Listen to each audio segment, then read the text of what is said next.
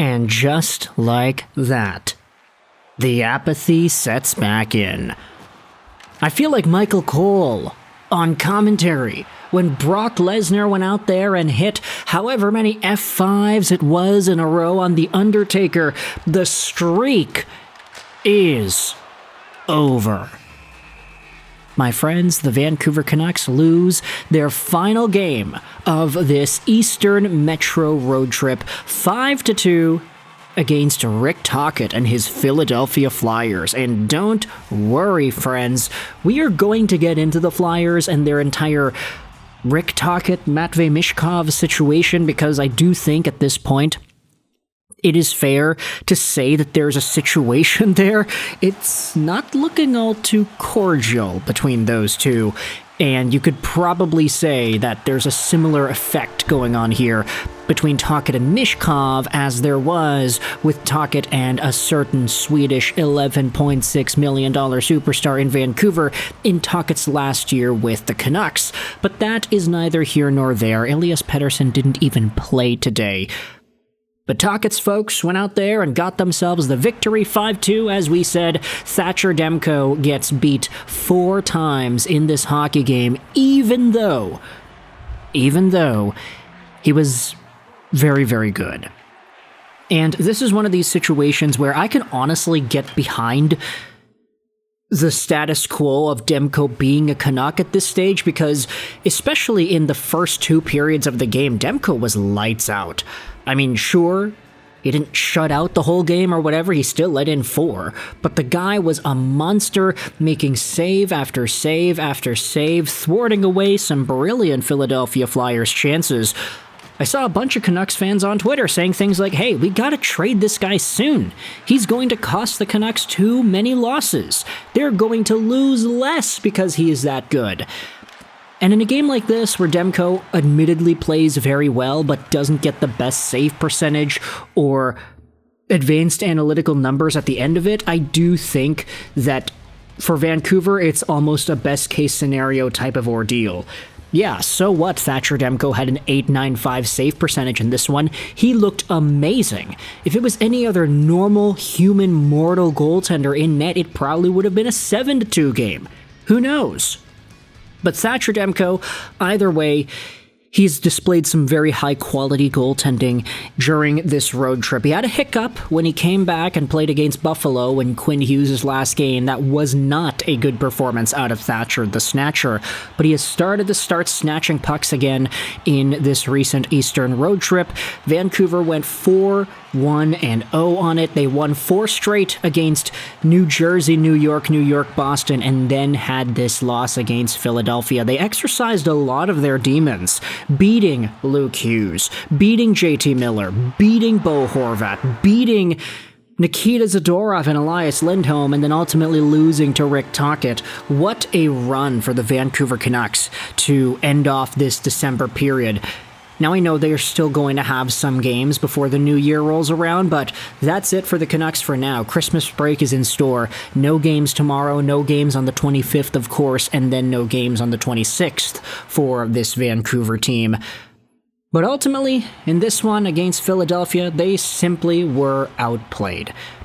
No sugarcoating it, no getting around the fact that Vancouver just did not play too well. That's it. The Philadelphia Flyers, they've got depth. They have pretty strong NHL potential throughout the majority of their lineup. Even guys like Matvei Michkov, while he's not being given a prime opportunity on this team, he elevates the status of that middle to bottom 6. And I'd say that it paid off for Philadelphia, despite all the drama that is surrounding Michkov and Rick Tocchet nowadays. I don't really think we need to get into all the goals. Grebenkin, Grundstrom, Dvorak. The third period is really when it started to fall apart for the Vancouver Canucks.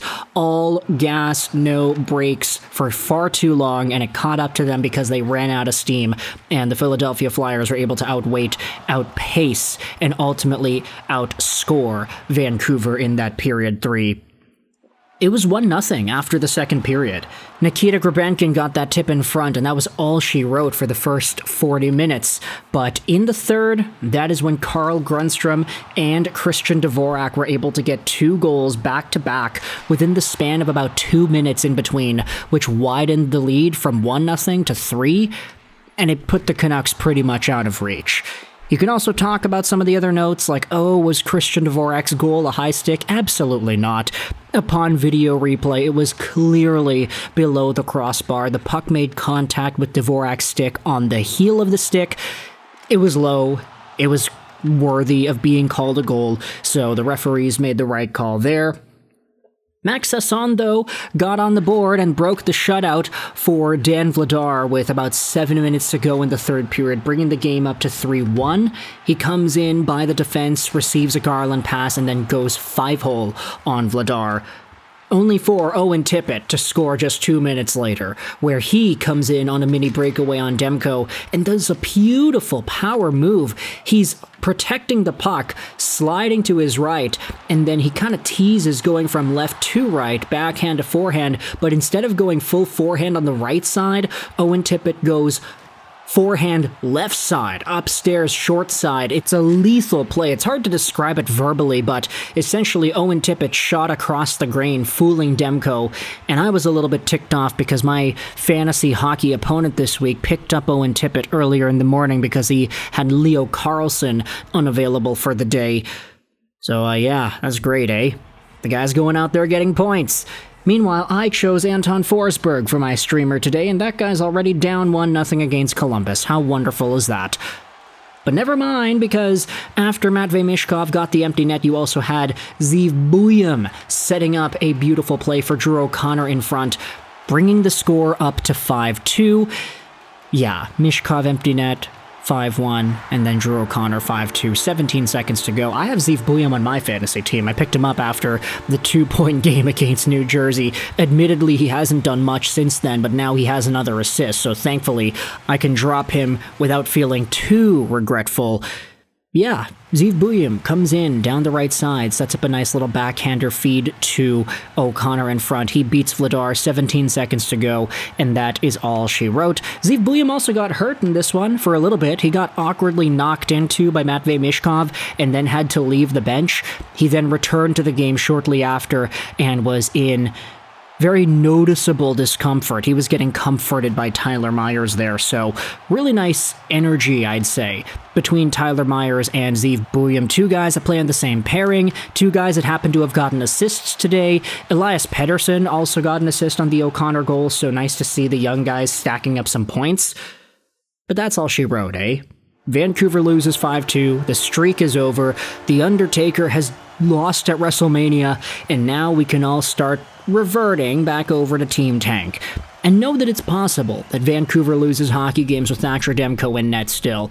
They just have to totally not show up like they did today. Let me know your thoughts in the comment section below about this 5-2 Philadelphia win over Vancouver. I hope you enjoyed this video, and bye.